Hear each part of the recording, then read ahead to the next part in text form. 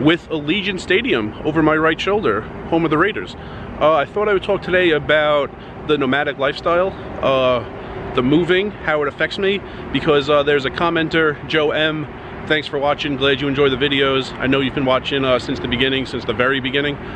He made a comment recently about me staying in a permanent place and if it would improve, which it's funny, we will see this month. For the entire month of October, I am in one Airbnb. So I do have 2 stays on the Strip in addition to the full 31 days at this Airbnb, October 1 through November 1. There are 2 short stretches. I'm gonna stay at a hotel casino, just cut down on the commute a little bit. And Caesars has made it way easier to pay for rooms with comps, so I could pay for free now. I actually tried to come up with a pros and cons list of moving as much as I do, like twice a week. Only came up with 2 cons, actually. One is the actual act of moving, needing to pack my things so often and, you know, go down to my car, drive somewhere, take them all in to the next place, unpack them all. It's a little annoying. It's also annoying how often I need to wash my dishes, because after I use them for the last time in one room, I wash them before I pack them. And even though they're clean, you know, they're in like a duffel bag in my car or just on the back seat, that's not clean enough. So when I get to the next spot, I wash them before I use them. So it's an extra wash every time I change rooms. Also, the second and really the only other con I could think of is the schedule. You know, there's a lot of times on Thursday I'm playing and I can't stay out all that late because I know I need to check out at 11 and I'm gonna have about 4 hours between rooms. So I can't be like dead tired at 11 when I don't have anywhere to sleep. So I have to cut Thursday short occasionally. So it's the schedule I'm on. I could still get a lot of hours, but I'm actually awake in the late morning more often than you probably think a pro poker player is. And you know, the constant moving makes me like not play quite as many all-nighters as I used to. Now I can still get hours in. I mean, there's games going all day, every day.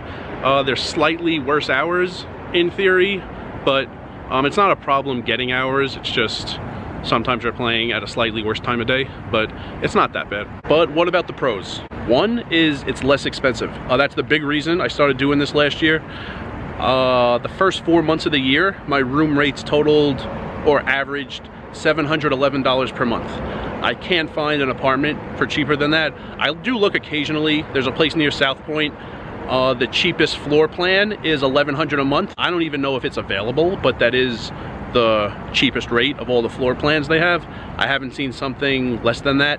The option that's cheaper is what I'm doing right now, is a full month at the same Airbnb, which this month, October, is costing me about $820. So it is cheaper. Also, I think I get more hours doing this actually. In one room for the entire month, I might get like too comfortable. The thing is, when I need to change rooms twice a week, every Friday, I'm out playing very early. And I can only think of one Friday where it was like 10 p.m. and I was back in my room sleeping already. So I get an early start on Fridays and I finish late. Same thing for Sundays. I'm out of the Airbnb early. Eventually I check in to my room on the Strip and I play late into the night. So even if some hours are suboptimal, it's still a lot of hours because I'm forced to be out playing sometimes during the week. And the other pros are kind of all tied together in one. It's like utilities, security deposits, leases. I don't want a lease. Like, I really don't want one. I don't want to pay rent twice. I did in law school. I had an apartment. When summer came, I paid my rent in Nebraska. Well, I had to pay room rates where I was playing poker. National Harbor, Atlantic City, WinStar. So I was paying 2 rents. I really don't want to do that. When I'm back at my parents' house for the holidays during law school, I still paid rent, December rent in Nebraska. Last year, this year, I just don't have rent. I'm staying at their house. I don't want to lease. I don't want to have to pay one place no matter what, even if I'm going somewhere else. Also, utilities. I don't pay them living like this. In hotels, in casino hotels, in motels, in Airbnbs, I don't pay utilities. If I compare the $711 in the first 4 months of the year that I averaged paying room rates to this apartment complex near South Point, it's not $711 compared to $1,100. It's compared to $1,100 plus Wi-Fi and electricity and possibly water, trash, sewage, gas.